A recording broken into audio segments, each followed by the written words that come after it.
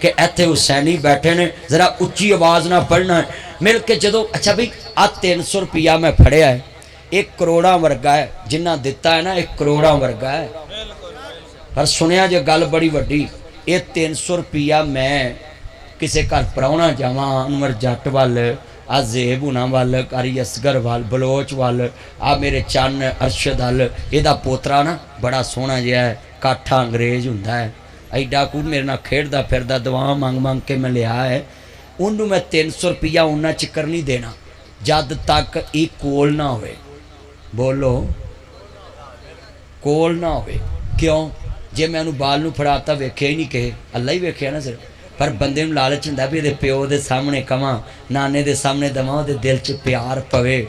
कंजूस बंदा भी जेब चो 10 कढ़ के ना बाल नूं दे दिंदा है। बोलो जेड़ा ना दवे ना उहदे लागे बाल लिया के आप बहा दीदा है, इहदे कोल बिस्मिल्ला सुनो।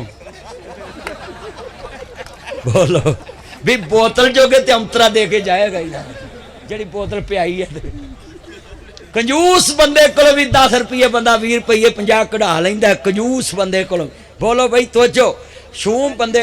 पर हुण ते परौने भी बड़े अंतरे ना, अगे परौने आउणा, उन्हां पुछना पुत तेरा अब्बा कित्थे, ताया कित्थे, चाचा कित्थे, बाबा कित्थे, मामा कित्थे, फुफा कित्थे, ताया कित्थे। हुण परौने आउंदियां पुछदे ने लुप्पी वाला चार्जर कित्थे। सच्ची गल इहो गल, सच्ची गल।